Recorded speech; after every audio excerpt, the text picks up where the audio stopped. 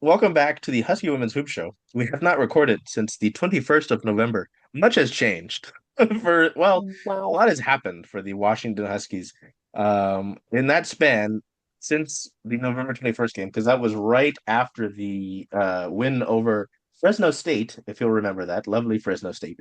They've beaten Vermont, Southern, UC San Diego, San Jose State. They lost to USC on the road, which was vastly frustrating. They beat Green Bay by 5, which didn't instill much confidence. And then they lost to Stanford. That was not a great 3 game stretch. Uh, you know, but Rowan and Bella actually watched that game from Rough and Tumble Pub after I left them and I abandoned them.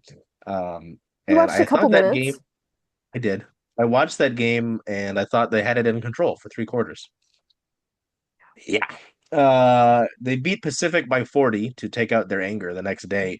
Uh, and then they beat Northwestern at home to begin Big Ten play at home before upsetting the Michigan Wolverines, the number 6 Michigan Wolverines. I believe they're number 9 in the AP poll now. Yep, hmm number 9. 64 to 52.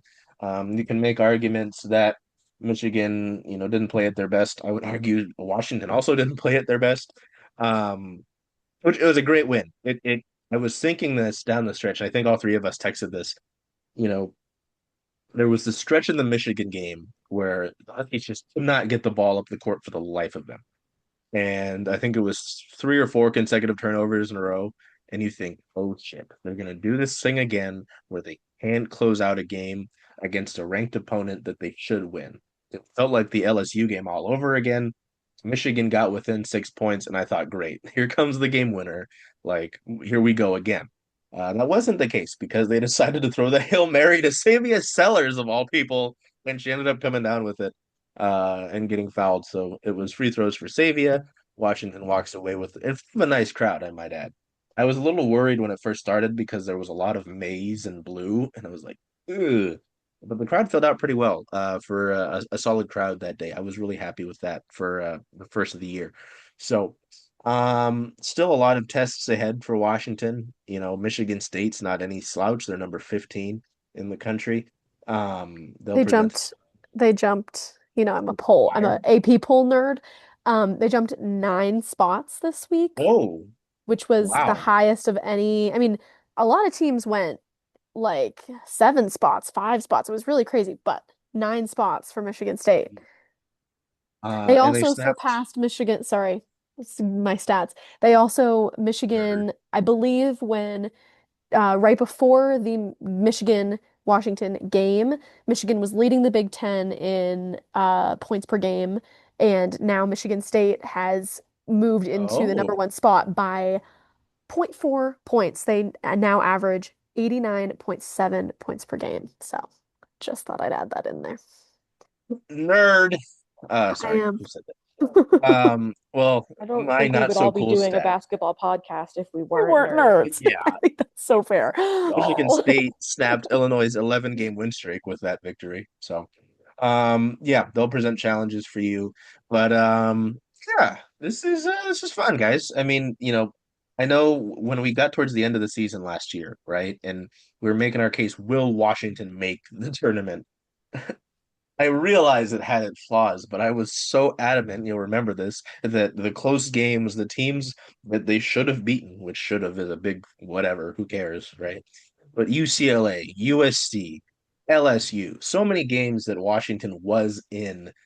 They were even down the stretch in that game against Michigan in the Big Ten tournament. I think the one during the regular season wasn't as close. Um, you know, uh, Storm legend Jordan Hobbs gave them trouble in both of those games. But, it's really great to see them close this game out. And I do feel pretty good about some of these things for reasons I'll talk about, but I've been talking for too long.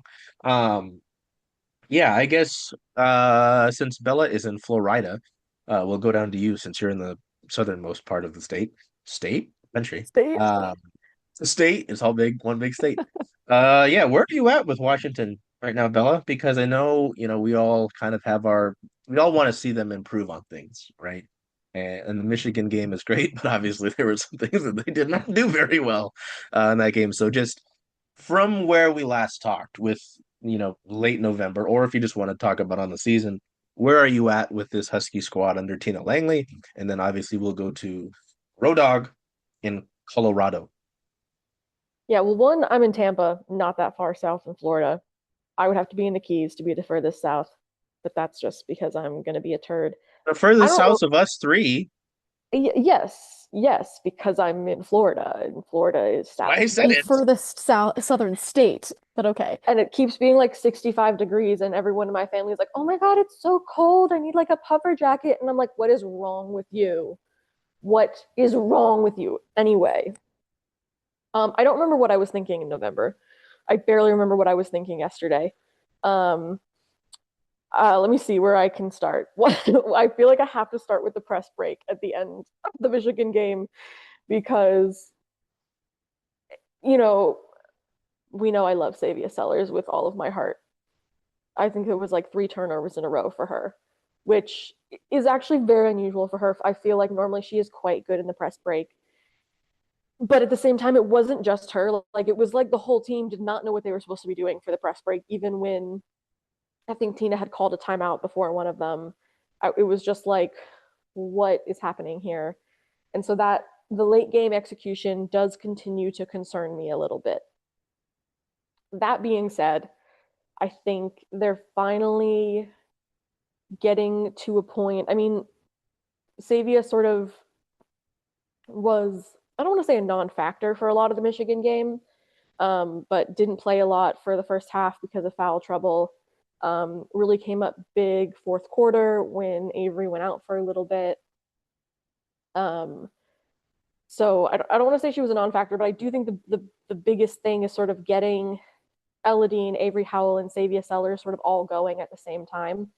I think Northwestern was probably the closest they've gotten to that, where two of them had 23, and then I think Savia had 19, and Devin 9 off the bench.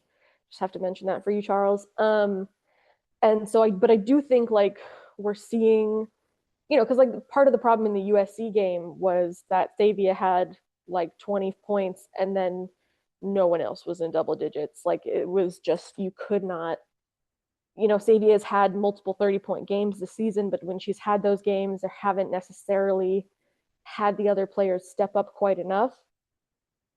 I think what worked well in the Michigan game was they obviously kept Michigan's scoring very low. You mentioned they were the top scorers, points per game in the Big Ten, and now we're not. Partially because UW held them to their lowest totals of the season. But you are going to get into games where you need to score 80 points, and you're not going to be able to get by with just 64 being a winning number. And I think we're starting to see Elle kind of come back from injury and find her groove, her find sort of her, kind of balance with Savia and Avery. It's not that they don't have other players. Obviously, Bryn has been really good off the bench. Devin has been good off the bench. Sienna Harvey has had a couple good moments of energy when you ignore the turnovers. Like she came in and brought energy, and then I was like, oh, that was really good. And the next it was like a turnover, and I was like, oh no. But it ended up working out. And so I think there's a lot of good happening, and I just want them to continue. Like part of what stresses me out, I think, about the Michigan game was you had a 20-point lead, and it got so much closer than it should have. And if you need a 20-point lead to win against a top 10 team, you're screwed because you're not going to get a 20-point lead against most top 10 teams. Like that is simply not going to happen. And so I'm still waiting for a game where it's like very close throughout the entire game and they have to really continue and can't have particularly big scoring droughts like they had in that fourth quarter. Obviously it worked out in the end for them. Massive performance from Avery Howell. Still can't believe she's the team's leading rebounder. That is in and of itself slightly concerning because where are your Ain't bigs? Why are presence. but like where are your bigs? Why are they not rebounding? Can But I add with that yeah, comment, Savia Sellers being the second leading blocker on the team behind Olivia Anderson, who exactly. is only first in that category because I think she had 4 blocks in the In season one opener game. against Seattle U. So again, the And then guard bigs, like, and then hello. when I asked Savia about the blocks, she's like, "Oh, I was probably out of position and late defensively." I'm like, "That I was not like I was going for like, yeah, I get up there like good at blocking, but no, she was late on defense. It was a mistake every time." Well, and then in the Um, Michigan game, on like the second possession, she came down and slammed one, and I was like, "That's gonna be a foul." No, they called it good. I think I brought it up, um, and she just gave me a wry smile. She was just like, "I think I got away with it." so I am a little I continue to be, since the beginning of the season we've talked about this. I don't know what that says. I cannot read it. Um, Just I'm taunting mad that Rowan, he's like taunting me with and it's coffee, with good coffee. purple. oh, So Sponsor, weird. please. Um, so yes, I could continue to be a little concerned about the lack of consistent paint presence. I think Bryn has been great in her minutes, has shown some inexperience with the foul trouble she's gotten in. Um, I think that was sort of part of the problem in the USC game. She was being really impactful, and then they had to take her out. And that's not to say that Graboskaya hasn't had like good moments. They're just not consistent enough. Um, and then the other thing is, I do really want to give Avery Howell a lot of credit, because I am the one who said, sort of at the beginning of season, that she is just a catch and shoot 3-point shooter. I apologize. I apologize, Avery. I was mistaken. I did not recognize your game. We were texting about this. I think she's gotten a lot more confident. You see her doing, sidestep or step back threes. Her cutting has been really great, getting to the basket. Her rebounding, as we mentioned, has been great. And then I think like one of the biggest things, and she's talked about it, has been her defense. Like, don't get me wrong, she has been her scoring has been invaluable. Like, they absolutely needed that. She has sort of replaced Alea Daniels' production, and that was desperately needed. Um, but like I'm thinking sort of like the second to last play that Michigan had on offense, when it was still a pretty close game, and she managed to almost get the tie up, but then sort of knock it off the player, and then get possession, and just like a really great defensive play, a really gritty defensive play after she had like been out and hobbling, and we were like, is she okay? Is she injured? And she came in and came up with a big defensive play after having, I think did she tie her career high? Because she didn't in set a new career points, high. she set a Yeah. new career high. It was Oh, okay. also I have lots to say about Avery, but it was also her second back-to-back 20-point game and the only two 20-point games of her career. So she's now Right. on Well, a 2-game 20-point streak. She's heating up. yeah. Yeah, because her career high at USC had been 18 in that round of 16 or Elite Eight Yes, game that game that we that we both were were at. sitting courtside basically at media We love seating. that. Um, so yeah, I want to give her a ton of credit. I do think part of it is her gaining confidence in the system with her new teammates and everything. Um, she's almost, I mean, she's become the number one option in a lot of cases that and I've been a bit surprised by that. I still think that Savia will be the number one option a lot of times, um, but she's just really been doing everything for the team. Um, I think she deserves a lot of credit for that. I feel like I should talk about Savia because I did a feature on her. So if you want to read about Savia Sellers, head to, I believe it's still the nexthoops.com, or it's the 9basketball.com. It's one of those, 9 being IX because for, Title 9. Anyway, I will talk about Savia Sellers briefly, the love of my life. Um, I feel like that doesn't make sense to anyone else because I just text that a lot, and if Savia hears that, she's gonna be like, "What the fuck is wrong with this girl?" But I talked to Tina about and um, Elle and Hannah about Savia back in December, and talked to Savia as well First of all, she has so many siblings, and that is insane to me. Blew But my mind. I like was just like, I can't believe it. Um, but I think the thing I want to mention is how much they talked about the joy that Xavier plays with, because I feel like we're seeing a lot of that with this team as a whole. I can't say why Avery transferred because she hasn't said, but it does feel like there is something about this group and they're very happy together and they're really enjoying themselves. Um, like I kind of mentioned it, we texted about it. I think Elle had committed a foul that she shouldn't have, and Avery sort of grabbed her face and was like, "Look at me, look at me, it's okay." This is like you're a sophomore telling your senior like, "Hey, this is okay," and I feel like that's very indicative of the trust and the friendship that has developed in this team. Hold on, Charles. Really short.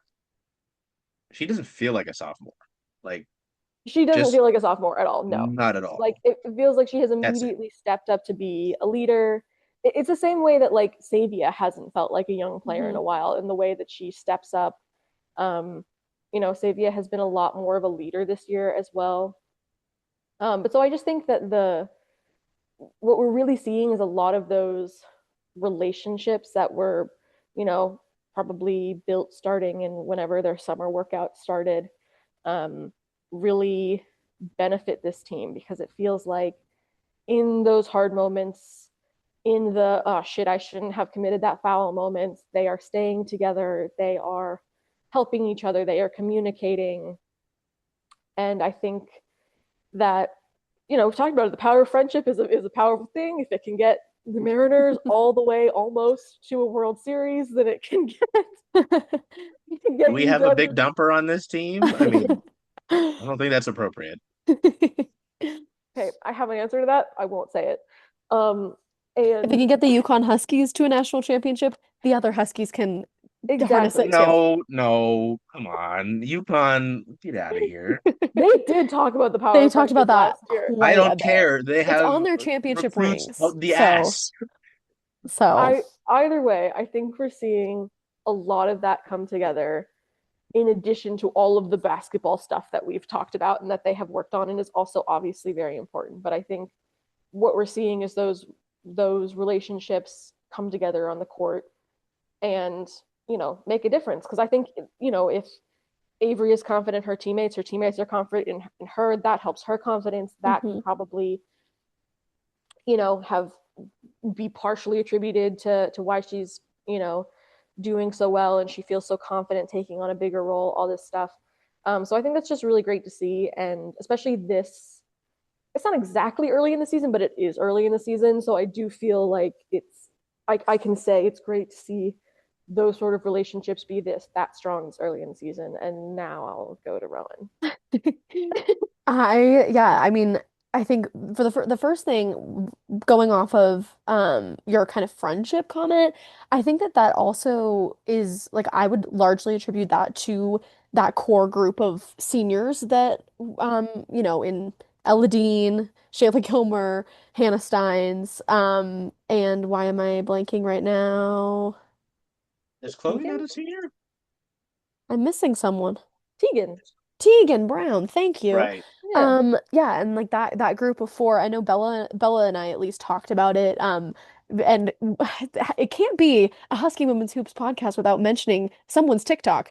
Ella Dean posted on Damn it. TikTok some photos of her and all four of Oh those yes. people, and how they all kind of had connections to each other before coming to UW. So that was really fun. And I think that, I know they were actually talking about this on the Michigan broadcast, which we all already know, but there were no transfers out of Washington last year, only, graduated people. And I even saw like just a testament to like, or, just to even further that, I saw that Delia Daniels is playing in Spain at the moment, and it looks like Mhm. she got a box of UW merch with a little note. So I was like, I feel like that really shows the culture of the team and just the way that they, really try and like keep players by really investing in them.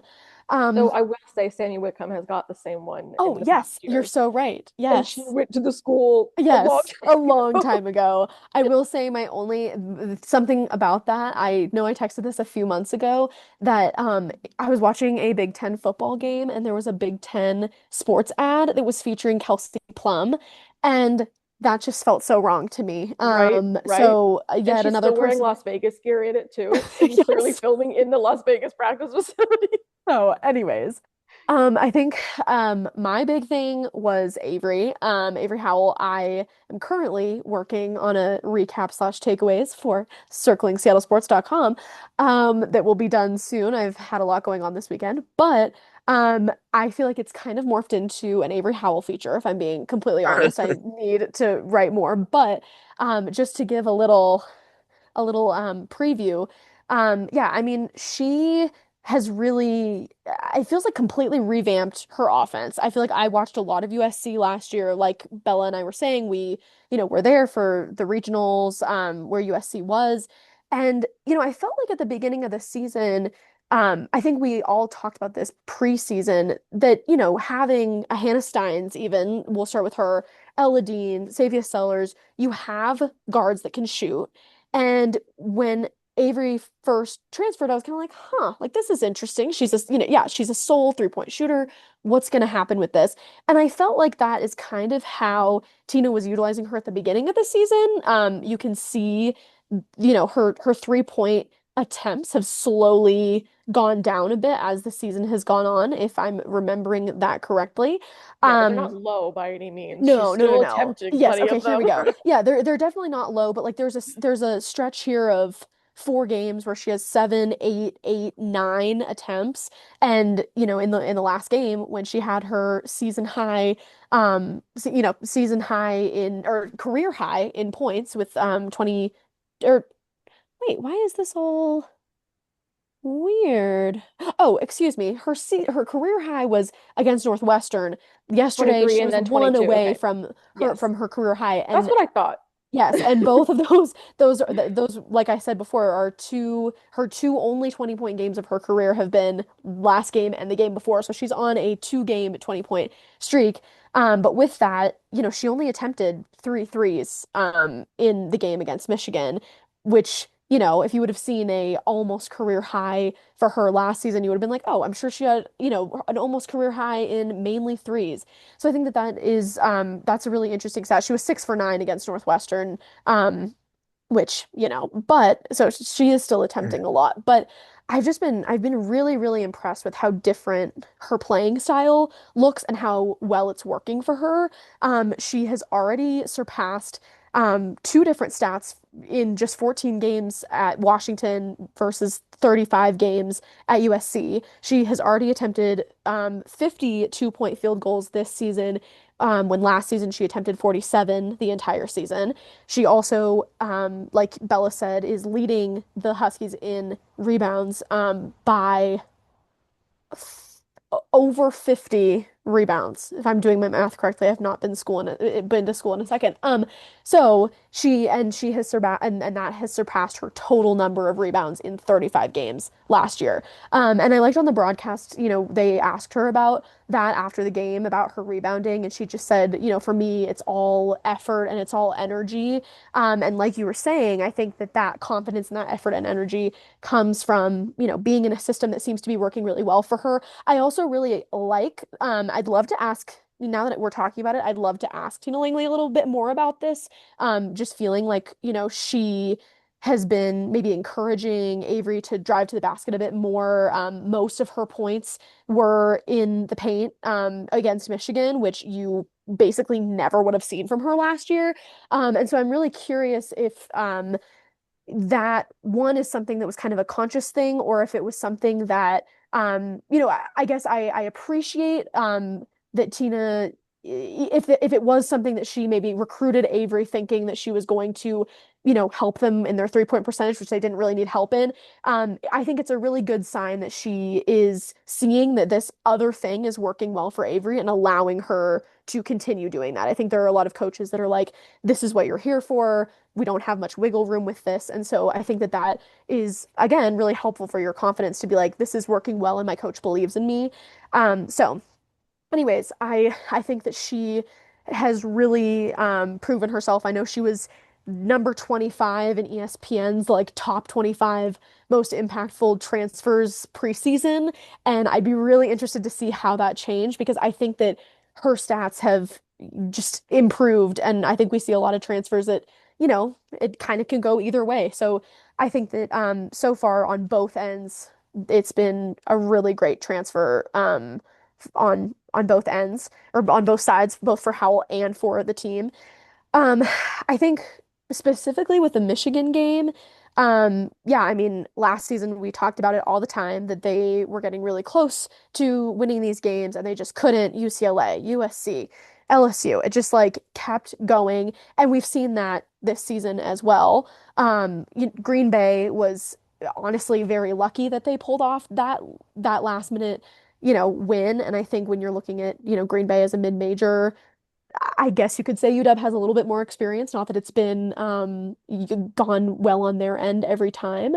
Um, but I think that they got lucky against Michigan. And I don't know if I would say that it was a pause in the positive column for ending games. I don't Oh. know if I would really categorize it as that. They entered the fourth quarter with an 18-point lead, and I think that they did the work in the first three quarters that if they wouldn't have had that much of a lead, they would not have won that game. I will say that, like we were talking about with that press break with Savia, I I guess maybe you could say positive adjustment was not putting Savia as the uh, first person to have the ball in that last play and instead Yeah. chucking it. So I guess that is an improvement of moving her when it wasn't working. And she got the Um, frick up there. I just have to acknowledge, Xavier's yeah, got fucking hops. yeah, she really does. That I mean, she has the hops because she's second on the team in blocks too. True, Um, true. And I think another thing to segue into another area of concern is the other thing that won them that game was Savia connecting on free throws, and they have not been good at that at all. We were talking about, Hannah Stein's really struggled from shooting free throws at the end of that Michigan game, that they could have had a more comfortable lead and, at the end. And so Savia, I believe, I think was she 3 for 4? Or was she 4 for 4 at the end there? She was, right? My box score is not even showing her free throws, so Oh, that's so weird. Okay, what am I thinking of then? She well, went six for six on the night, so I That is will so funny. I'm say so sorry. I have no idea what I was thinking of there. well, I Sh will say like because it was I mean, I think Hannah Stein is shooting like 50% from to the free throw line on the yeah. season. 46.7. Okay. Okay, Um I do not know what game I'm mixing this up with right now. well so I mean I think you're right and because I was also looking at free throws and I was like, "Oh, Washington was really bad." And then I realized I was looking at Michigan's free throw percentage because they Uh, shot 52.9% from the Yeah, free throw line. Jesus. that is Technically, like you know, UW shot 71.4% from the free throw line in that game. Not horrible. They've definitely done worse. mhm. But it is something that they've mentioned in post games that we've talked about.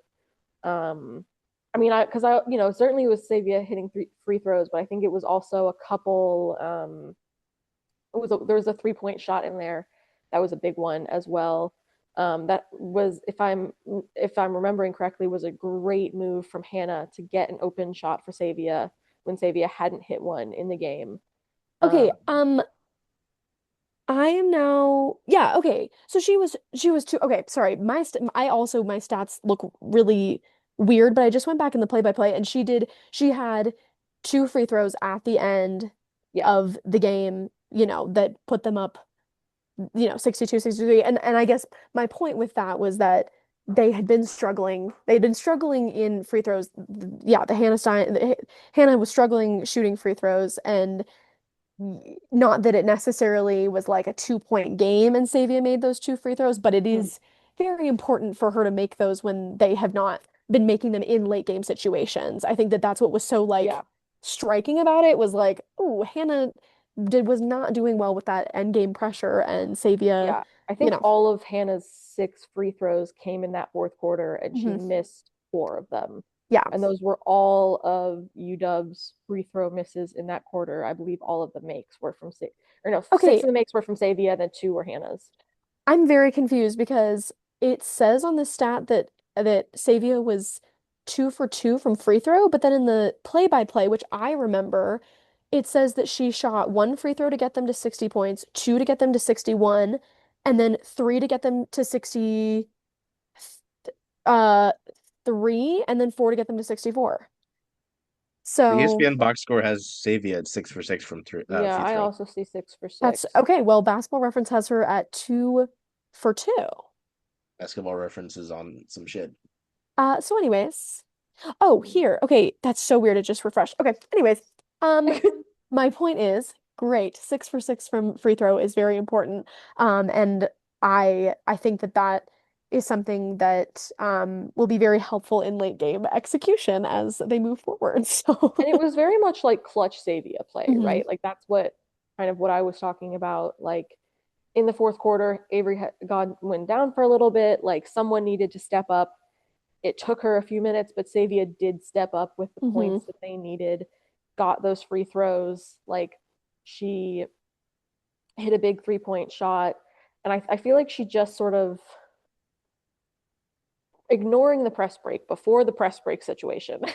I feel like she really studied them. mhm, Like, I think she is a very, very steady presence. And another thing, I had mentioned this to you guys. I had asked Savia, like, if she ever sort of loses confidence and stops shooting. And she was pretty clearly like, no. mhm, Like, no, I don't really ever stop shooting. Like, maybe I'll be a little more, like, purposeful about passing or getting good open looks, but I'm never like losing my confidence in my mhm, shot. And I think they needed that late in the game for sure. because she made that shot. She got those free throws. She connected on those free throws. Like she is not a senior, she is still a junior, but she is sort of that player that you can go to and you know she's going to get something done. Mhm, You know she's going to be consistent. You know she's going to, if a teammate is open and they have the better shot, she's going to go to them. If she needs to drive to the rim and kind of like get slammed and get free throws, she's going to do that. She's going to hit her 3 point shots. And I think, as much as Avery was massive throughout the entire game, they still needed that steadying presence in the fourth quarter. mhm, And that like leadership. Like we don't, it's hard. We don't always think about Savia as a leader because she's not the most vocal person. Um, and when I talked to her teammates and Tina and Savia herself, it was really a lot of like what she is telling her teammates is what she's seeing on the floor. Like they know that she is a high IQ basketball player. And so if she sees something, she wants to tell them to be helpful. It's not, let's get the energy up. She's not that person mhm, yelling in the huddle, but she is going to be like, hey, we need to change this coverage or we're getting beat on this, whatever. And I think that sort of calm, here is just the tactical basketball knowledge that we need is what kind of came through for them and for Savia specifically um, in the end of that game. And it's very specific to her kind of leadership style. mhm. And really, the only reason I'm mentioning it is because I did that feature. But, I think Savia being able to, knowing how important she is for this team on the floor and in terms of her production, I think it's really important that she is feeling confident and stepping into that leadership role in a way that is, you know, goes along with her personality and is Mhm. comfortable for her.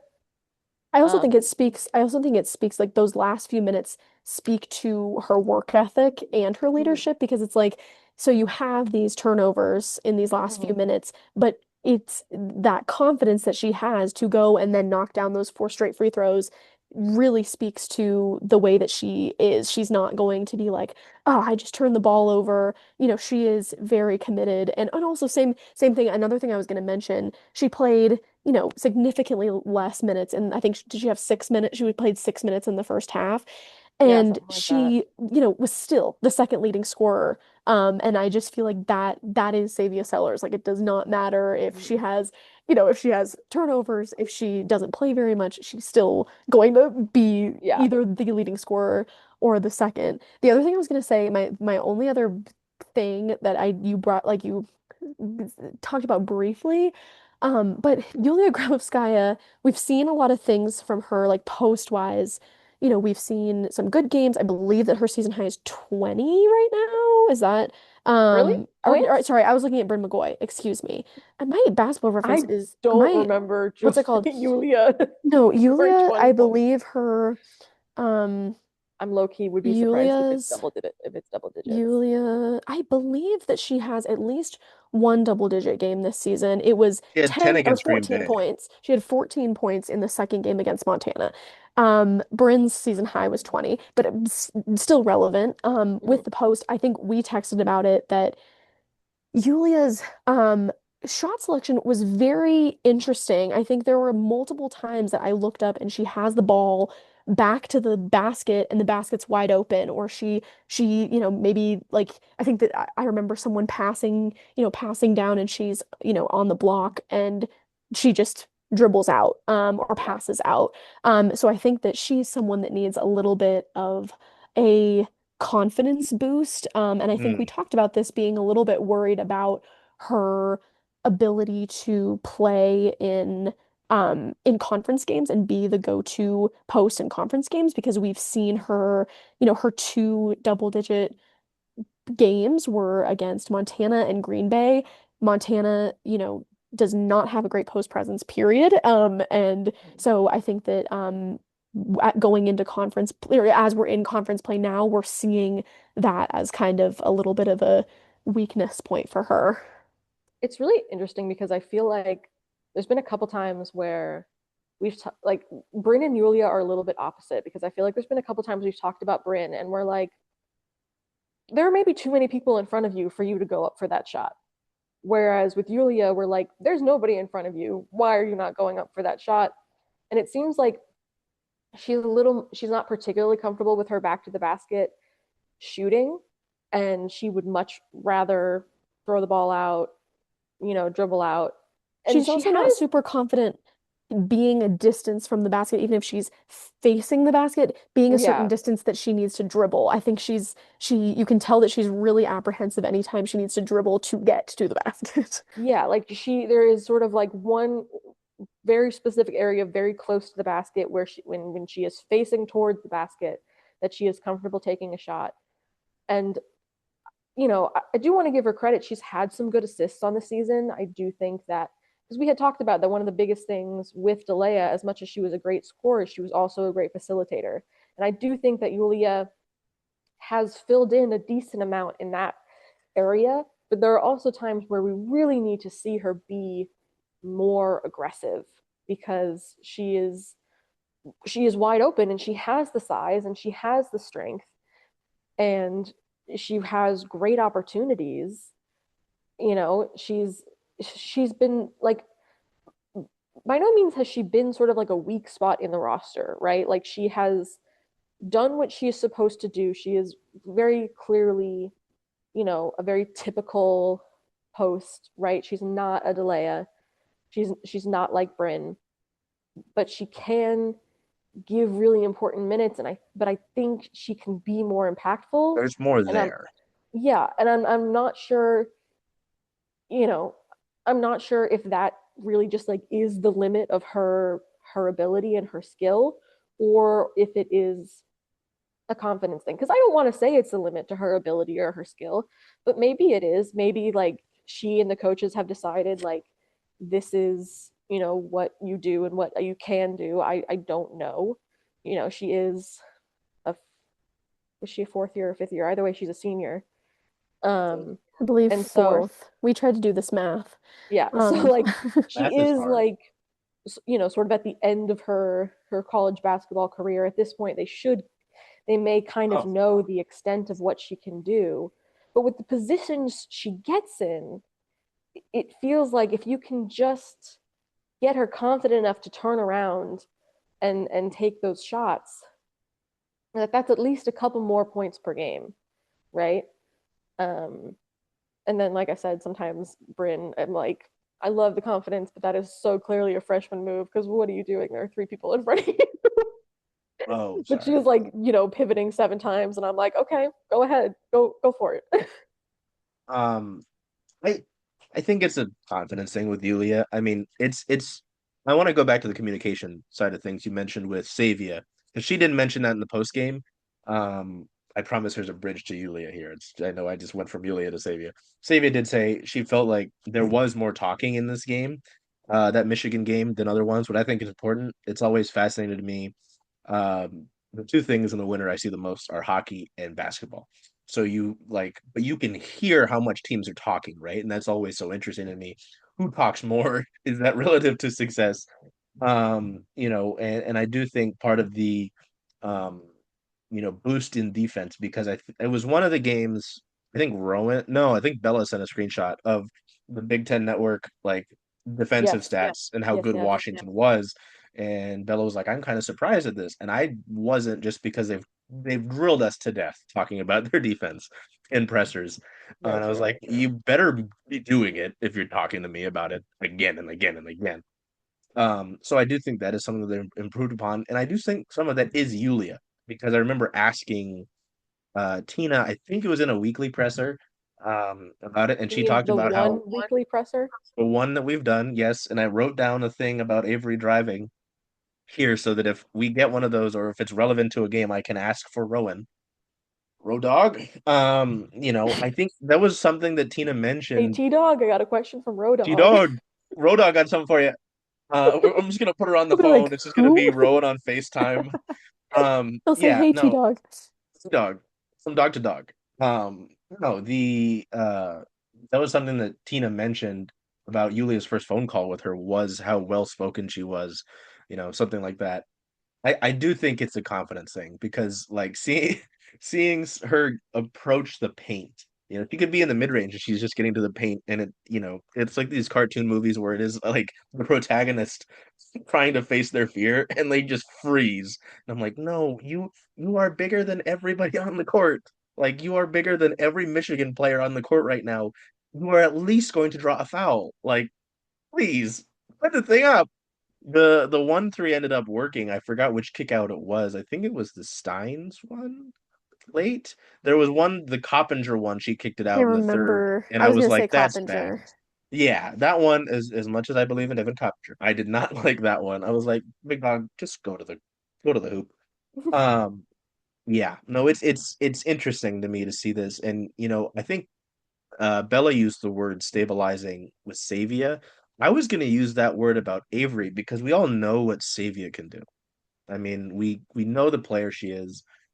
Whether it's us believing in her or Tina saying, "I've encouraged Savia to be more shoot more than pass more," which I'm like, that's a confidence thing, right? That's you believe in her.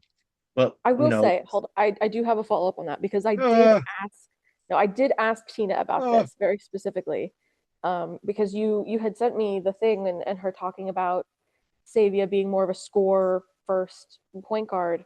And when I asked her about it, her her response was sort of like she wants everyone to be more score first, which is sort interesting. of like I think she just wants people to have the confidence to take the shot and then also have confidence in the next person to take the shot, like knowing that if someone has the best shot, you're going to pass it.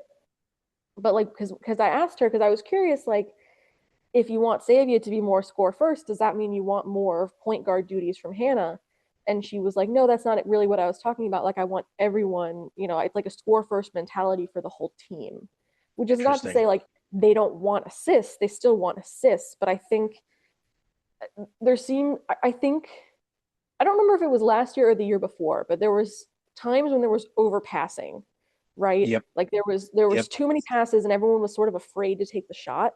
And so I think that mentality is more of a like, I don't want anyone to be afraid to take the shot. I want everyone to be confident to take the shot.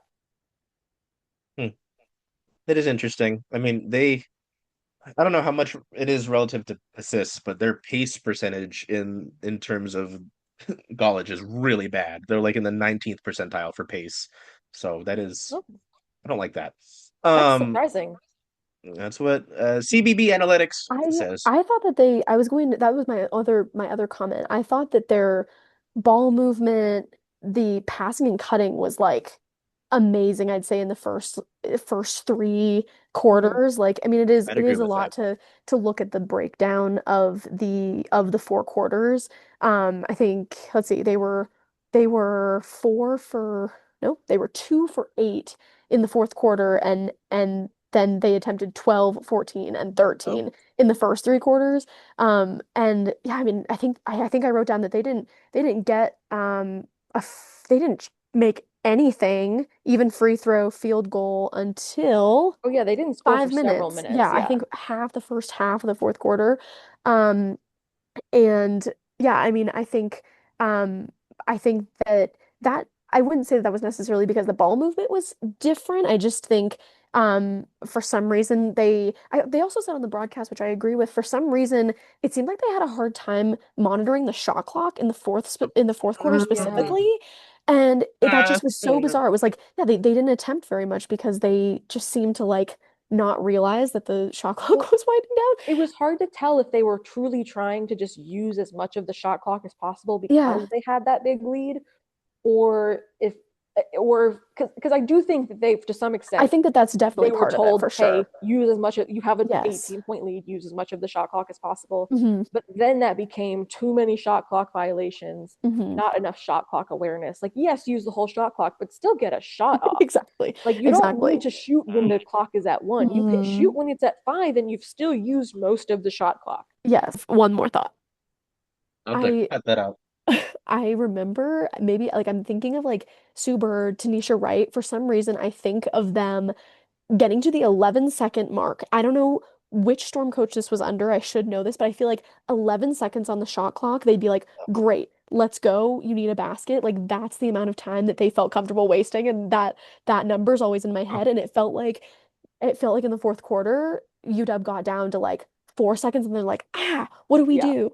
Um, but yeah, I think again they gave themselves enough of a cushion in the first three quarters that the fourth quarter they were able to have an offensive lull, but that is not going to work, especially when, again, Michigan averages 89 points. They held them to 52. That's not going to happen again. That's a very rare situation for Michigan to be, struggling offensively like that. Um, so yeah, that was very interesting. And credit to Michigan, they did turn up their defense in that Hmm. fourth quarter. Like, it wasn't like UW completely fell apart. It was that, and Michigan did nothing. Hmm. Like, Michigan certainly played better defense in that fourth quarter, Yes. and turned it up. And I think sort of some of the length that they had on different players like was very disruptive. Hmm. But you can't go scoreless for 5 minutes. Yes. it's Yeah. it's not No, it's it's not not gonna work out. gonna work. Like, Oh, you're the only other thing I don't think any of us have mentioned in our raving of Avery, career high in rebounds. That's obviously notable. And again, something I never would have thought from her to be leading the team in rebounds and, having career highs and three double doubles all in the past month, with the first one against her former team, if I'm remembering that correctly. So those are, yeah, big deals. yeah. To get back to my Avery thing before Oh, Bella yes. came in. Well, it is funny you mentioned the rebounding. She's 99th percentile in college basketball in defensive rebounding, which, like, what the That's hell? crazy. I That's mean, it hilarious. she's been the stabilizing force to me because again, we all know what Savia Sellers can do. Bella, I could sit Bella here in front of a camera and she could talk for hours about Savia Sellers and the This is a greatness that is fact. number This zero. is a true Oh, I fact. should get my 1K say things out. That was really cool nod that they did. Oh wait, I have them. I just want to buy a lavender Sabia Sellers jersey. Is that too much to ask? I would Apparently, totally yes. buy one We too. don't want your money, Bella.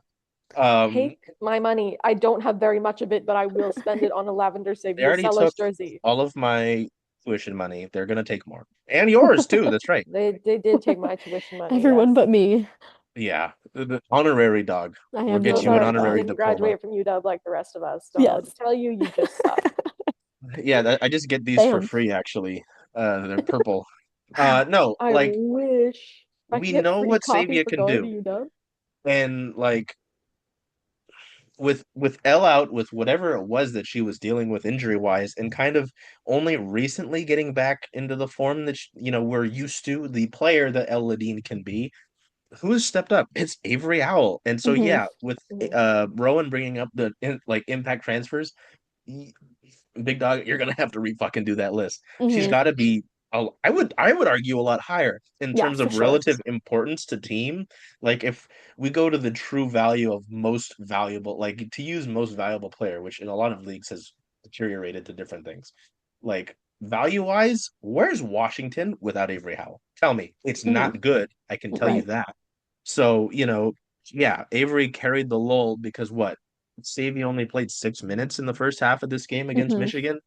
Elle has largely she's been finding her form. I don't think she made a single shot in her first game of the season. No, sorry. In that USC game, she didn't make a shot, if I remember correctly.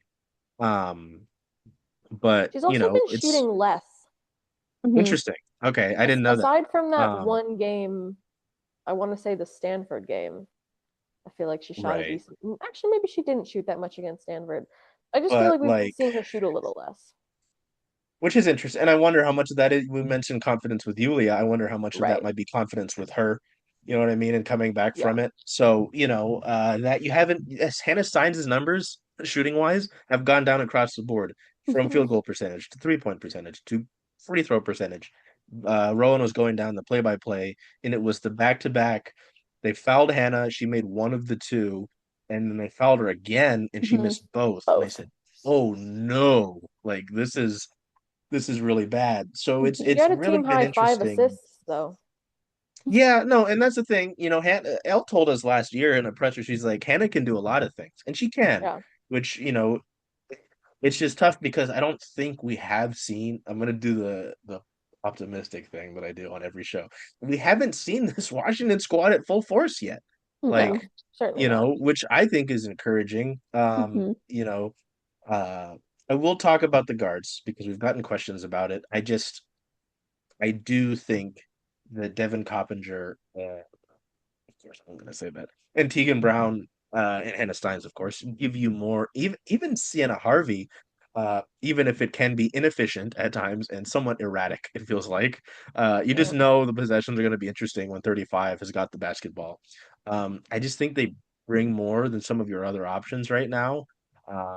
Bella did mention that we've only really had the one weekly presser. I would love to ask about some of the rotation because it is interesting. But the other caveat of that is the rotation is going to get shorter as the season goes along anyway.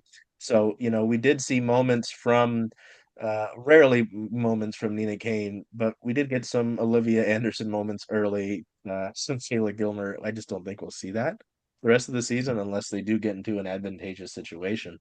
Um, but oh, my last one I really wanted to talk about because you guys have done a lot of the talk about the main players, and she's not a main player because she was a 5 star, but Bryn McGoy, like we'll continue to talk about Bryn and her journey as a 5 star as we get towards the end of this thing. But it was really interesting to me because I saw it last game. I even asked Tina about it because I thought even though the box score for Bryn and Yulia wasn't big, I thought it was impactful. I thought they had some key defensive stops, some key possessions, and they handled the ball a lot more, which was fascinating to me. And one of our Twitter followers, Joe Nordoff Beard, thought that, hey, we should get Brendan more action where she's handling the ball, where she can distribute. And I would agree with that. I mean, Brendan's not exactly a player that I would put into a box per se in terms of what she can do. And she's only a freshman, of course. So, yeah, mentioning, I think Rowan bring up her career high is 20 in her freshman year. That's not a bad thing. And she still really hasn't totally clicked yet, I don't think. So I was really encouraged by that. And I put her as my key player of the game, against Michigan, because yeah, who was going to be the delay of Daniels this year when, they pushed Michigan last year in the tournament? really was bummed they lost that Michigan game. Who was going to handle it inside? Was it Yulia against her former team? Not necessarily. And Bryn's She just did so have much nine more rebounds. mobile. I will say I She just did. noticed Yulia had 9 rebounds She against did. Michigan. And that was important. But I just think, the mobility that Bryn brings as a forward, and obviously not one for one comp with Delea, but he's gonna be like a version of that for you, at least this season. Maybe she changes as a player from this year to next year, but I think um, she's the closest you get to Delea for right, sure. She right, also, I I mean, mean, she had 3 assists against Michigan. Like, and as much as I said occasionally, I'm like, you're going through 3 players. Why did you go up for that shot? At the same time, I do love to see that confidence from her, right. right? I Yes, do love the confidence to shoot that little face up mid range to drive to the basket. She clearly has great footwork down there. The occasional 3-point shot, like loving all of that confidence from her. She had the one big block early on as mhm. well. Like I do think that we're seeing a lot of great things from her, and it's sort of just going to be a continued how many minutes is she getting? Who is she matched up against? Um, and I think like a lot of what this team is figuring out too is who is taking what shots because mm, there's like yes, Savia L, Hannah, those three have played together for a while now. Avery takes up a lot of shots. Yulia not a ton of shots, but Bryn wants to take quite a few shots when she is on the floor in place of Yulia. And so I think there's a lot of like that's part of what I think is like maybe bye Rowan. Gotta go. Talk to you later. Um, Bye. is maybe like Elle, not taking quite as many shots mm. is That is she interesting to me. I is didn't it's notice like, that. Avery is taking a lot of those shots now, right? Like Right. who how are you and it is How do you obviously distribute that? yeah, it is feed the hot hand, obviously, right? That's what every team Right. wants to do. Every team knows to do that. At the same time, Oh you my have to God. know your personnel and get used to them. So there's a lot of like them getting used to each other, Bryn getting used to her new teammates, getting used to the college level. Right. I think she's shown a lot of great stuff, and I mean, I kind of expect to see her develop like Savia has, honestly, where she's really good her freshman year and she continues to be really good.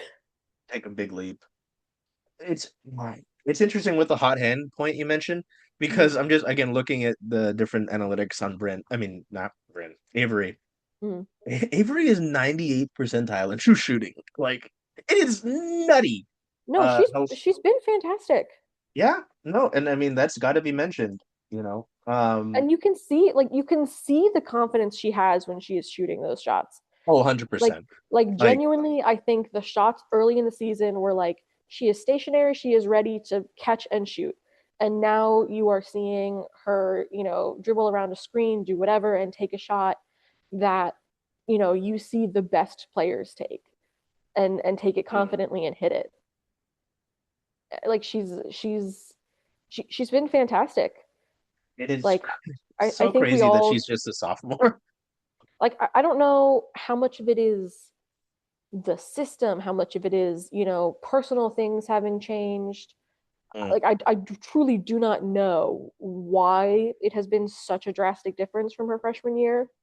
Obviously she has played a lot more, and I do think that right. is a factor, I, but why has she played a lot more? Like, because there could be players ahead of her, but she has played so well right. that she I has made herself indispensable. She played 37 minutes. The only person who played more against Michigan was Hannah Steins with 38. And that's because Hannah Steins just kind of regularly plays 40 minutes a game. yeah. Well, yeah, we know she's gonna get leaned on from Tina. Um, I I think some of it with Avery, and we can continue on that track, is the confidence, is the comfort. To an extent, we can only go into what we know, right? Right. We don't know, as mentioned, we don't know why she transferred, right? And stuff like that. But she's talked about the culture. She has told us she wanted to come here because of the culture. Like she seems to fit in really well. Which obviously we're gonna bring up since even if Rowan's not here, the The TikToks TikToks. with with L mostly, but Savia's been in them. I think Bryn was in one. Like, well, obviously Bryn and her know each other. Um, you know, it's just fascinating. There are just players who kind of captivate you. right? And I regularly forget that she is a sophomore. I regularly forget. It was funny. There Mm. was one of the pressers. I think you were there when they they argue over who's gonna sit in the middle, and I think Avery tried to little bro Savia, and Savia's like, "Whoa, I'm a junior." Yeah. Like, what's that? Totally forgot about that. But Um, even like, but again, going back to like the moment where she like grabs Elle's face and is like, "It's right. okay." Yes, Like that 100%. And that that's is the not a Savia. sophomore just joined a Oh, team move. And Tina's talked about it since the beginning of season that like Avery has stepped into a leadership role. That's a lot for a sophomore. right. Like, you know, 100%. she's closer to home now. Maybe she has family nearby that's helping. Like, truly, do not know. Hoping to interview her It when I get just back. it seems like a Stateside. better fit, you know, Something all is just around. working out really, really well for her. Right. Like, I hope we get a chance to actually talk to her and figure out some of what That would that be is. nice. Um, I genuinely, that will be my next interview request when I am back in town in a week. But Nice interview. but I mean, really, we expected her to be a big transfer. We definitely did. Yeah, I don't something think to any of this us, level. no, none of us expected her to be as impactful as she has been. And that's not a knock on her. It's just a matter of like, that's what we saw at USC. Like maybe it's just because she was behind Juju and other good freshmen and everything. Like, and this has just given her an opportunity to play in a system that fits her play better, and she's Mm, getting more time. Like, right, I'm sure there are many factors that have come together to make this happen. Um, but really, she's done like I can't think of an area where she hasn't been impactful, right? Like she makes passes when right. she needs to make passes. She gets gritty freaking rebounds. She is hitting tough shots. She is cutting and getting good looks at the basket. She is, running in transition. She is making really good defensive plays. I have very much been impressed by her defense. Like, Mhm. which is not something that I didn't think she was a bad defender, but it wasn't something that like highlighted in my brain when she was at Right. USC. I was like, okay, that's a good shooter. Yeah. And I think she's just exceeded all of our expectations in the best way. Like maybe Tina knew something we didn't, and if that's the case, well, good on her because they really, really got a great transfer. Um, Yeah. No, like I can't think of it's anything working out better, honestly.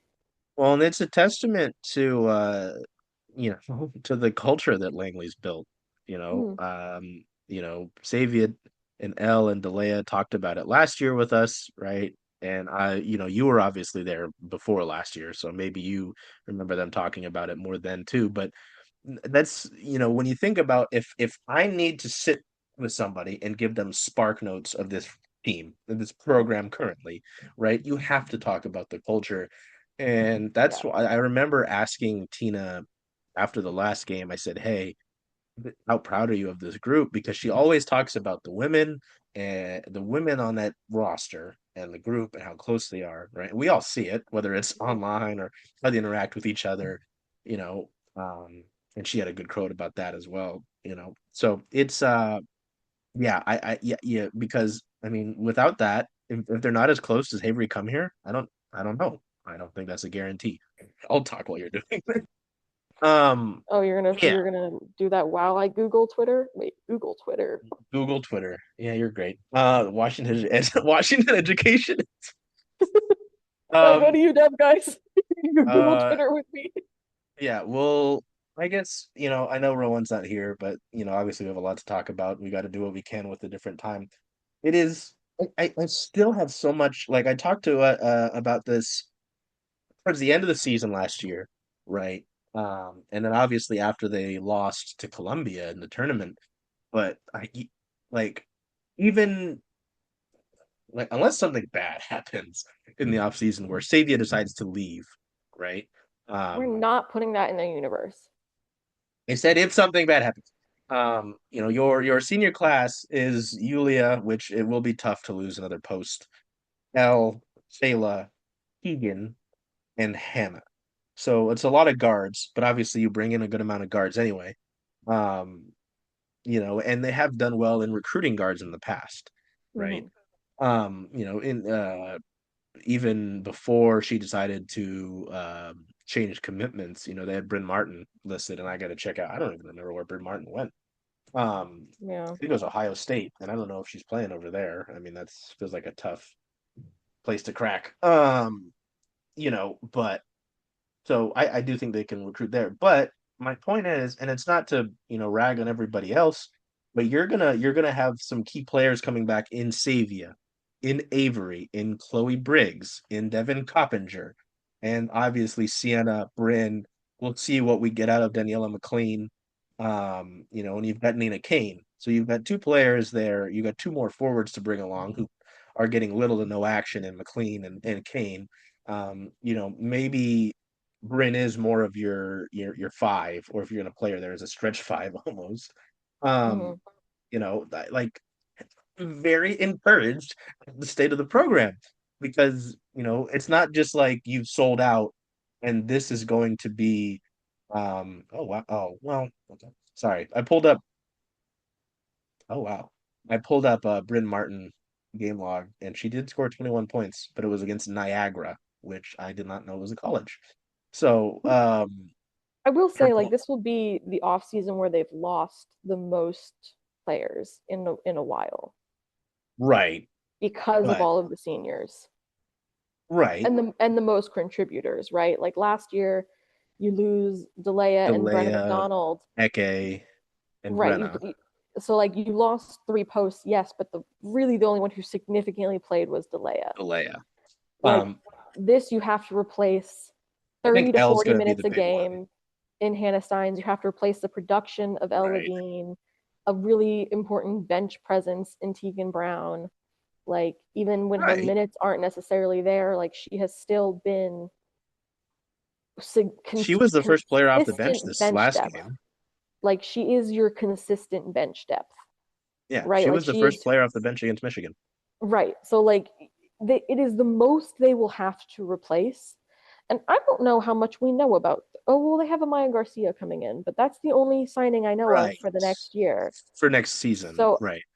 I don't know if Um, there's like a lot of transfers they're looking at again or what, because they certainly have not recruited the number of players that they have to replace. right. But my point is that the foundation is there, right? The core is Yes. there, which is important to me. Um, because like I think as long as you've got that, because right now the Cynthia Sellers is the heart of your program. I think she has Oh, been 100%. the last 2 years, right? So if you got Savia, you've got Avery who now will, you know, Mhm. speak to that. And you've got Bryn who very well could make that big like oh Jesus. Bryn I can Bryn see jumping is into the starting spot. What I struggle to see is as much as I do genuinely love Devin Coppinger's play, I don't quite yet see her or Sienna Harvey going into a starting position.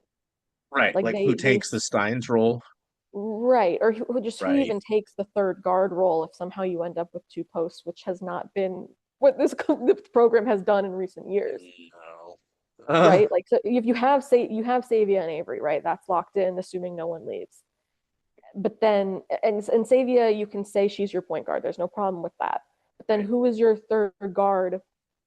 I don't feel like either of them. I think Devin is the closest to stepping into that level of consistency. But like with Savia, right? Like think about Savia's freshman year, it was kind of like a Bryn thing where like she wasn't starting most of the time, but she was playing heavy minutes and you were consistently Right. relying on her to come off the bench. Her second year, she was starting pretty much every game. Third year, again, starting every game. She has like already become your very reliable player. What I just don't think like just no one has quite stepped up to that level yet. I think someone could if pushed next year, but it's going to be the most that is up in the air, Right. like But that it has again, been in a while, which isn't right. necessarily bad. It could be good. It could push players to new levels to for us to Right. see different things. If Maybe Devin Chloe wants to Briggs sort says, of, "Hey, you should be playing me more." or Devin develops the kind of level of confidence and variety I that think Avery is showing. I could see that. I sure. just haven't seen it yet. Right. I think Devin is the closest thing you'll get to a Hannah Steins in terms of versatility. Like, I would say in terms just of her consistency. I don't know about versatility. well, I mean, they love her defensively. I'd 100%. have to look at the passing numbers. I know her shooting numbers have been better. They're not super great this year, but I just I think think of she's what you've got currently, who if you're in a pinch and you say, shit, we need to replace Hannah Steins for one game, I think it's Devin. I At don't least think they're similar players though, because I think Devin is more of a I'm the one cutting and getting open. Like sure. and I do think her defense is really great. Like genuinely, I I think it's think very maybe good. that's it. I'm just looking at the defense, but But I think Hannah is more of a point guard, and at that point, if you're like replacing point guard for point guard, you go with Sienna Harvey. yeah, yep, But Sienna Harvey just doesn't have the sufficiency. control that Hannah Steins has yet. No, no. And Like that'll come with time. That can she come with has the time. ideas, she has the thought and the energy, and it's just the consistent Reining that execution. in. Whereas I think Devin is a lot closer to consistent as execution, even if it's of I think like yeah, it's a good way to put it. technically less things, Yeah. if that makes sense. Um, yeah, no, it's a good point. But I'd again go back to that in terms of, you talking about what they need to replace. This is where your culture is going to come into it. Like Mm. you are going to have to say in a college landscape that is very, very hectic and maybe could be seen as doesn't care about the people. If someone is looking for a situation where, hey, I want someone that's going to care about me, where I know I'm going to get along with these folks, Washington can say, hey, look at what we do with Avery Howell. Look what you can do. So And maybe yeah, it's a Amaya good Garcia comes in and starts. Like yeah. she is a very Well, highly rated recruit. she's been lighting it Her up. her highlights that we've seen on Instagram have Are looked pretty dang crazy. good. Like 40-point game in there somewhere. Like, Actually had if two. it's very possible. I do not have a good memory. It's hard keeping track of high school stuff. She had 39 points in the game as well. Oh, Ooh. oh no, just 39. Yeah, sorry. Damn. Oh yeah, there's one post that's 39 points and the next one is 40 points. Like Jesus Yeah. Christ. Yeah, that's a good point. That is something to wonder about. I just think it's good to have like your big three for me next year is Savia, Aver, without knowing again what they're gonna get, is Right. Savia, Savia Avery, Avery and Bryn. Brent. Yeah. Savory. Oh boy. Um, yeah. No, I'm just it's really exciting for me to see Bryn McGoy at this stage because I just see the potential there of a forward that can do so much for you.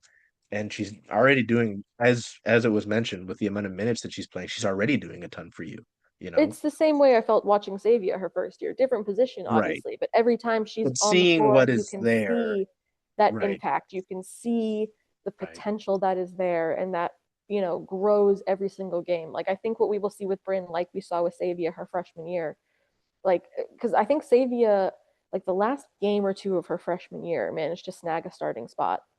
Mm. And that is sort of what I can imagine Bryn doing at the very end of the year. Granted, they like only I think it was the only the WBIT or WNIT they went to that year. There was no NCAA tournament, Oh, right. but like right at the end of the year was when you saw it her production off the bench be so much that it deserved to move into the starting role.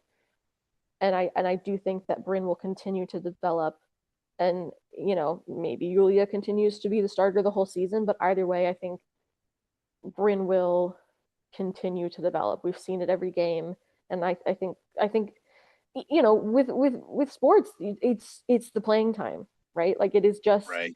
experience, and how much can you get out of experience and really take it all in? And I feel like she's been doing a really good job of that so far. Like you see her development every game, and that's the most you can ask for. When you talk about the playing time, another thing, she isn't, she hardly ever gets herself in foul trouble. Like, she's only been above two personal fouls in two games, and that was San Jose State in the USC Bryn, game. Right.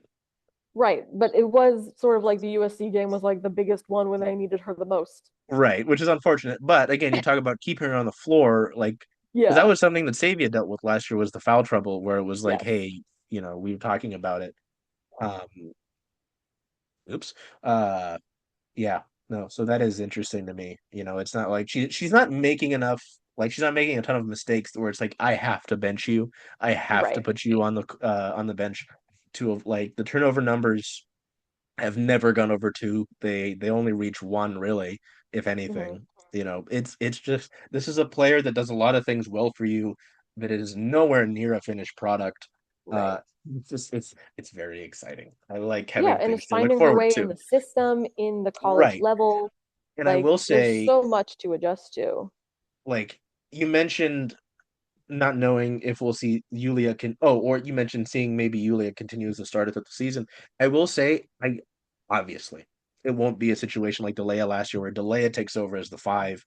Right. And the thing with Tyra, and I'm not digging on Tyra, I promise you that. We just didn't see her again really ever. You know what I mean? Yeah, Once that switch happened. And I think she was more limited as a big than Yulia is, right? Like I don't think a she can little make the bit. passes that Yulia can make, right? I'm not saying that Yulia is like Nikola Jokic here, but like, you get what I'm saying? Like I Oh, if only think we had Nikola Jokic. yeah, well, the Nuggets are wishing that too. He's hurt. Um, Don't but remind me. I'm not a Bella's Nuggets fan. I'm just a Nikola Jokic I fan, to know be it's clear. so fascinating to see what sports you follow and what you don't. I Um, don't follow the NBA. I follow Nikola Jokic and Luka Doncic. That's it. that's also fair. Because I think they're really funny. No, they are 100%. It's funny. The ad on my ESPN right now is the Lakers at the Spurs. So Nikola Jokic. Oh, Nope. Luka Doncic. Sorry. Anyway, Doncic versus Wemby? that's terrifying. My point though, right, is Yes, I there was a think that point. Yulia will be more necessary for this team down the stretch. I don't know what that looks like and I think it'll depend by game, obviously, depending on what bigs you're playing, what lineups you'll deal with. But I just think there's more to her game that will get her on the court for Langley than unfortunately what Tyra brought last year. There's a reason that, like, for a majority of their games, the first bucket has come from Yulia Yes, I think very was it not this game purposefully. too? Yeah, I believe I didn't have it on yet because of the overrun of the last game, and you were like, Yeah. oh yeah, Yulia first bucket, and Yes. there has been a like concerted effort in multiple games for that first look to go to Yulia, Yeah. and it's been pretty successful for them. And that how much does that go to the confidence part, right? I mean, Which is uh which is why it's even more confusing that they don't do more of that throughout the game, right. because Oh that God. that move for that first bucket has worked out for them more times than it hasn't. Right. So why Um aren't we doing a little more of that to kind of get some players in the paint away from your three-point shooters? I don't know. I'm genuinely not a basketball coach. I'm asking. Tina, hello. T-Dog. Good question. T-Dog. T-Dog. Um okay. I hope she listens to this and then some at one point comes into her She's just presser is gonna like, be "Hey, like, T-Dog's here." guys, T-Dog. Jesus Christ. Yeah. So that was kind of everything I wanted to talk about. I guess what what is the most important thing for you, Bella Munson? When you look at least this next stretch over the next week or so, because we could look at the entire month of January. It's all obviously a Big Ten play. The only teams ranked currently that you're going to play in this month are Michigan State, who's at 15, and Maryland is at 8. I know they've dealt with injuries, but obviously they're still at 8. It's not like they're, you know, cratering. Um, you got Yeah. Michigan State on the 8th, Purdue on the 11th on the road, Indiana on the road on the 14th. They come back to play Minnesota on the 18th and Penn State on the 21st. Rutgers and Maryland on the road on the 25th and 28th to close things out for the month of January. Um, I don't know. What do you need to see here? Because, like, at least with Michigan, it felt like that game was so much of the Wolverines couldn't hit their shots, so they just they charged into the paint and either finished at the rim or got to the free throw line, which was Got a very lot of free throws. right. Um, You can't have that happening. Like there will be Big Ten teams that will look at that and try to exploit it. Yeah. And then offensively, like I felt like there were a lot of traps that Washington just did not handle very well at all at times. Um, what sticks out to you, Lord Bella, for I don't, the Lord. upcoming stretch? Yeah, we're making you a lord for Can't be a this team, Viscount. huh? Viscount. I rewatched Bridgerton recently. It's okay. Ignore I me. have not seen Bridgerton. Oh, Um, it's okay. You what don't need to. I haven't seen a lot of things. What do you need to see from Washington to feel good about their chances for their upcoming schedule? Is basically my point here. What I need to see, period, is everyone watching Heated Rivalry, but that's unrelated. Okay, all right, Um, that's enough. um, I, one, like, obviously, I think you can't underestimate the games that look easy, like a Purdue or a Rutgers. Those should be wins. Um, but you don't want to jeopardize your ranking and your league standing by not getting the wins that you're supposed to Mm, get. right. You don't want to Um, have to sweat out the committee at the end of the season. right. You don't need to be like desperately looking for ranked wins at the end and hoping that like the teams you're facing at the end are ranked and that it'll help you out. Like granted, they're in a relatively good position right now. Like certainly this is the most that they've been ranked in a season since Kelsey Plum. Um, which is sort of like any impressive stat with Washington is like the best or this whatever since Kelsey Plum. Yes, we love. Um, and that the very awkward looking bobblehead. um, you don't need to pull it out. It's okay. We can I'm certainly very interested to see how the Michigan State game turns out. They've been very good, and I think it'll be another very good test for them. It'll be a very important one, obviously, because that will be a significant result. Damn, that game's going to be on at 9 p.m. for me. That's not Yep. fun. Big Ten Plus. Um, this is on Big Ten Plus. I couldn't, for the life of me, get Big Ten Network because I'm not at I'm home, just so gonna they won't pay let me for all of play the it. streaming services, and you and Rowan can just have them. Well, you still need to give me your Peacock login. Oh my God! See, Big Ten Plus, ESPN Plus, I Peacock, asked for it, and you were Hulu. like, "Oh, I was away," but then you never sent it, so I don't. Well, the Whereas game I had like, ended. Bella I was really, trying to watch the USC UCLA game, and by the time I woke up from my nap, uh, it was right, but you over. could have still could have sent it so I could use it Uh, in you future. wanted the Bella also logged into my Disney Plus at like 4 in the morning. So Yes, and I wanted to watch a basketball movie, and then I ended up watching something else. what did you I still watch? think, um, oh no, not on Disney Plus, just something else entirely. Oh, okay. Like Like I what was the gonna, hell? I keep, anyway, it's not important. Not important. This I is just, peak podcasting right here. I just need logins, okay? Um, but so yeah, I just think that you're there's not much to say other than you just want to get as many wins as possible, right? Like Right. I don't I think you just want to be high enough in the standings that come tournament time, that's all they have to look at Right. instead of what ranked wins did they get. I think the Michigan win is going to be great for them, right? Mhm. Like that's the and I'm actually a little surprised that Stanford isn't ranked because they They've did got beat some good like a ranked wins. they beat a ranked UNC team in overtime yesterday. Oh, did not know that. So like I'm a little surprised that they like I think that the more I've seen Stanford play, the more I'm like, okay, that loss isn't looking quite as bad. Now, was it still incredibly painful and upsetting to watch? Yes. But I don't think Yes. it's like as horrible of a They're result. 13-3. Like they're not bad. Yeah, North Carolina, they beat Oregon. Yeah. Um, Like they've had good tight results. loss against Tennessee.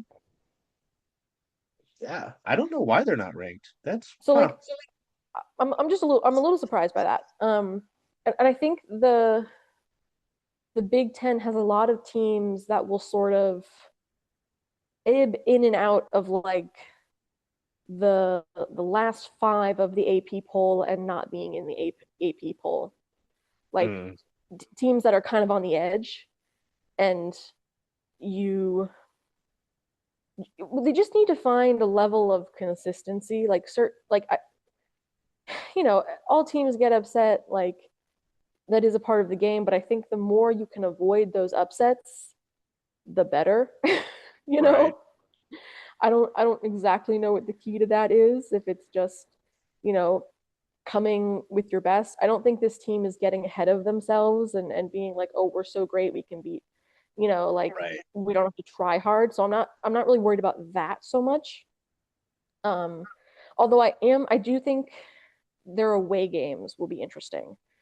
Mm, Because the loss to Stanford and the loss to USC both on the road right. have not played much on the road this season, period.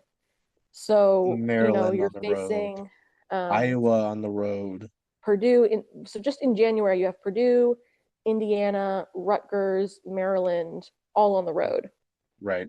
And Maryland will certainly be the toughest of those, but still you always have to be like, does UW win that Michigan game without home court advantage?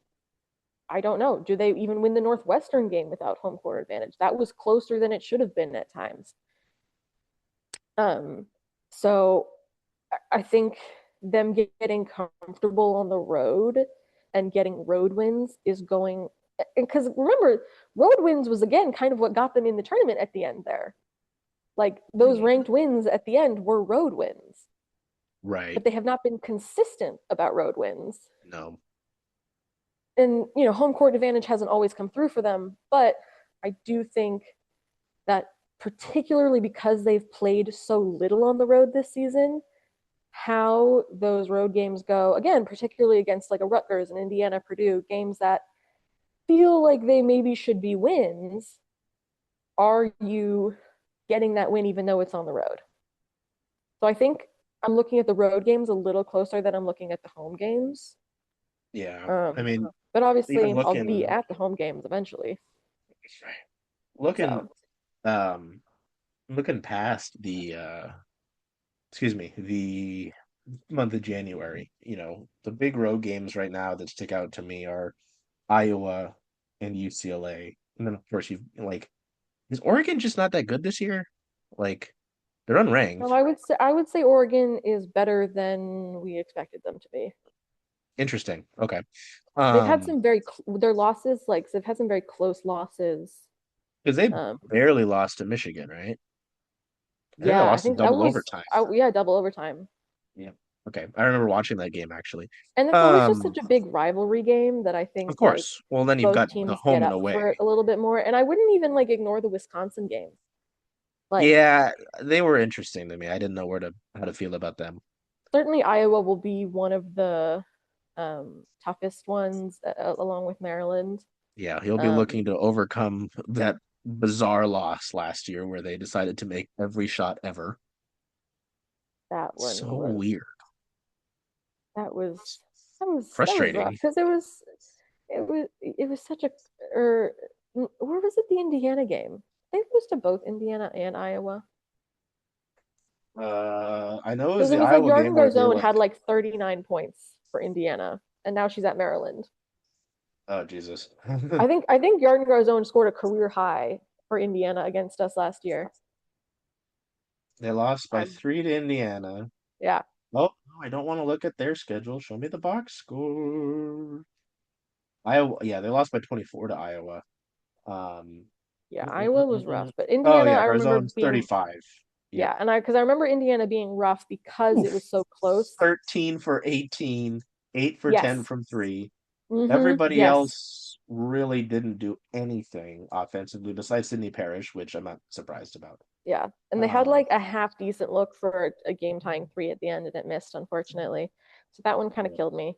And yeah, they. now Ooh. Garzone plays for Maryland.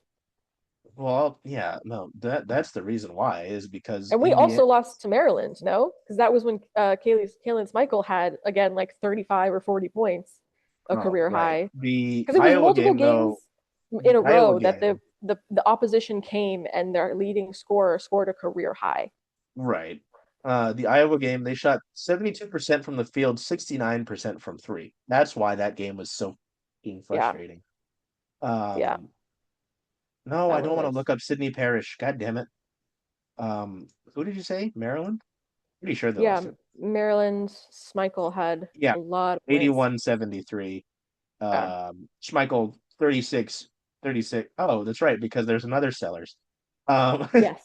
36 points, Cheyenne 8 Sellers. rebounds for Schmeichel. He's hurt this year, isn't she? Yes, I believe so. Yeah, it's unfortunate. But it I was liked her still like game. again, it was multiple games in a row where a player came and had a career high. I was still like looking at the Northwestern box score. I think Grace Sullivan had like 30, like something ridiculous. I'll look for certain. Yeah, I was right. She had 30 points. So, I'm hoping we don't have more of those games where we're like allowing a player to have a career high, especially 30 plus points. Um, That would be nice. but defense looking a little better this season. So maybe it won't be an issue as much this season. I want to see them finish higher in the Big Ten standings than they did. Like I do think they can finish solidly middle of the pack, if not, top 5, 6 ish, you know, and I think that should be the goal. Yeah, And if they I want to beat UCLA, that'd be great. the Yulia Grabovskaya. Someone's gonna have to guard Lauren Betts Yeah, no.